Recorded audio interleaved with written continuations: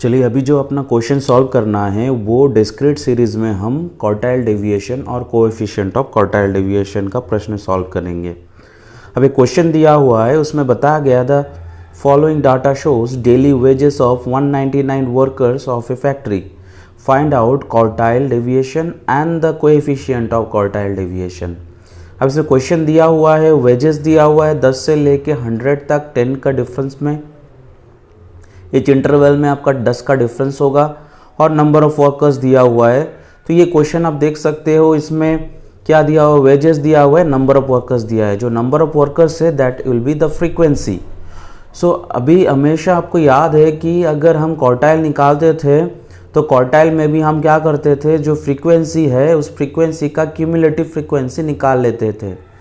तो हम क्या करेंगे, चलिए हम सबसे पहले क्या करते हैं, इसे बैठाते हैं इस क्वेश्चन को और फिर क्यूमुलेटिव फ्रीक्वेंसी जल्द से जल्द निकाल लेते हैं। चलो बच्चा, सबसे पहले हम क्या करेंगे, सारे क्वेश्चंस को हम पहले उतार लेंगे, वेजेस, सारे वेजेस को उतार लेंगे 10 से लेके 100 तक। उसके बाद हम सारे फ्रीक्वेंसीज को भी लिख लेते हैं। तो जो रेस्पेक्टिव फ्रीक्वेंसीज है यानी नंबर ऑफ वर्कर्स है वो हम लिख लेंगे 2, 8, 20, 35, 42, 20, 28, 26, ऐसा करके हम पूरा क्वेश्चन को पहले उतार लेंगे। अब जो चलो बच्चा हम क्या करेंगे, अभी क्यूमुलेटिव फ्रीक्वेंसी भी निकालेंगे। 2 के साथ 8 ऐड करो 10, 10 के साथ 20, ऐसा करके सभी को ऐड करके क्यूमुलेटिव फ्रीक्वेंसी निकालना, जो कि हम पहले कर चुके हैं कि कैसे क्यूमुलेटिव फ्रीक्वेंसी निकालते हैं। अब क्यूमुलेटिव फ्रीक्वेंसी का टोटल 199 आया। अब अगले बार हम क्या करेंगे, हम क्वेश्चन सॉल्व करते हैं। सबसे पहले हमको पता है कि फॉर्मूला है क्वार्टाइल डेविएशन का, सॉरी क्वार्टाइल डेविएशन का फॉर्मूला है क्या, that is Q3 minus Q1/2, जो कि हम पहले लिख लेंगे ताकि क्वेश्चन में क्या क्या चाहिए वो हमें समझ आ जाए। तो Q3 माइनस Q1/2 ये क्वार्टाइल डेविएशन का फॉर्मूला है। अगला जो निकालना है that is coefficient of quartile deviation, और उसका फॉर्मूला क्या है, Q3 minus Q1/Q3 plus Q1, जो कि फिर से हम लिख रखते हैं। इसे हम समझ आ जाएगा कि हमें क्या चाहिए, मेनली Q3 और Q1 का वैल्यू ही हमें निकालना है। तो चलिए 1/, हम Q3 और Q1 का वैल्यू निकाल लेते हैं। ठीक है, Q1 और Q3 का वैल्यू हम निकालेंगे। अब देखिए सबसे पहले Q1 का वैल्यू निकालने के लिए पता है कि size of what, n+1/4 item. ठीक, अब वो वैल्यू निकालने के लिए n कितना है, n जो है आपका फ्रीक्वेंसी का सबमिशन होता है या क्यूमुलेटिव फ्रीक्वेंसी में आखिरी में ऐड करने के बाद जितना आता है, जिसे हम n भी कहते हैं। Summation of f is equal to 199। ठीक है, वो कितना होता है, n भी होता है। ठीक, ये हमें अच्छे से पता है। तो हम क्या करेंगे, सिंपली उसी n को हम क्वेश्चन में उतार देंगे। क्या, 199 प्लस 1/4। तो 199 प्लस 1/4 50 होता है, यानी 50th आइटम। अब हम क्वेश्चन में जाएंगे जहाँ में हम लोगों ने उतारे नंबर्स को। 50th आइटम कहाँ दिख रहा है आपको, 50th आइटम है 30 के बाद। देखिए 30 के बाद, क्योंकि 30 में तो 50 आ नहीं सकता है, तो 65 में आपका 50th आइटम आएगा। तो क्या करेंगे, सीधा हम लाइन खींच लेते हैं। चलिए लाइन खींचने के बाद हमेशा आपको मैंने बताया कि जो वेजेस है यानी x का वैल्यू है उसी में आपका Q निकलेगा, यानी क्वार्टाइल निकलेगा। यानी आपका जो फर्स्ट क्वार्टाइल है वो 40 है। तो हम क्या करेंगे, 40 से पहले Q1 लिख देंगे। अगला हम क्या करते हैं, अगला हमारा जिम्मेदारी है कि हम अगला Q3 भी निकालें।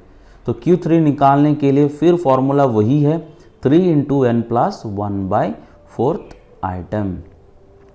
तो ये नंबर जो आइटम का जो पोजीशन है उसके लिए हमको लिखना है साइज ऑफ 3 × n+1/4 आइटम।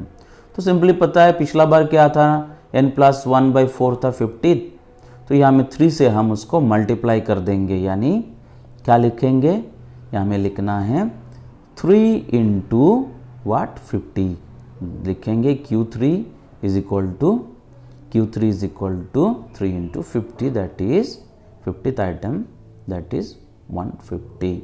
तो 150th आइटम में हम देखेंगे। अब क्वेश्चन में आते हैं, कहाँ है 150th आइटम, देख लीजिए सीधा दिख रहा है 127 के बाद जो 155 दिखा रहा है उसी में आपका Q3 आएगा, ठीक है, कि 127 में तो हो नहीं सकता, तो 155 में आपका Q3 दिखेगा। तो सीधा आप लाइन खींच लीजिए, यानी समझ आ जाता है जो 70 है वो आपका Q3 है, ठीक है। तो 70 को हम Q3 बना लिया। अब हमारा Q3 और Q1 दोनों आ गया।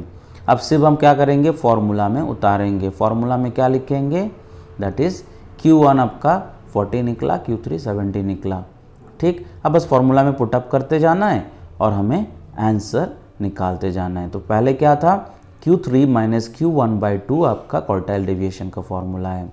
तो QD is equal to what, 70 minus 40/2, that is कितना है, 30/2। 30/2 15 होता है। चलिए ये आपका क्वार्टाइल डेविएशन निकल गया। अगला हम क्या करेंगे, अगला है कोएफिशिएंट ऑफ क्वार्टाइल डेविएशन। तो कोएफिशिएंट ऑफ क्वार्टाइल डेविएशन निकालने के लिए फॉर्मूला है Q3 minus Q1/Q3 plus Q1। ये आपका कोएफिशिएंट ऑफ क्वार्टाइल डेविएशन का फॉर्मूला है। चलिए उसको भी हम उतार देते हैं। तो 70 माइनस 40/70 प्लस 40, ये आपका कोएफिशिएंट ऑफ क्वार्टाइल डेविएशन। तो अब करके देखिए, करने के बाद आपको 30/110 दिखेगा। अब इसे आप कैलकुलेटर यूज़ कर लीजिए या आप खुद सॉल्व कर लीजिए। देखिए 30/110 3/11, तो डिवाइड करके देखेंगे तो हमें आंसर मिलेगा 0.27, ठीक है। ये आपको कोएफिशिएंट ऑफ क्वार्टाइल डेविएशन भी मिल गया। अब सिंपली क्वेश्चन का आखिरी में हमें दोनों को लिख देना है।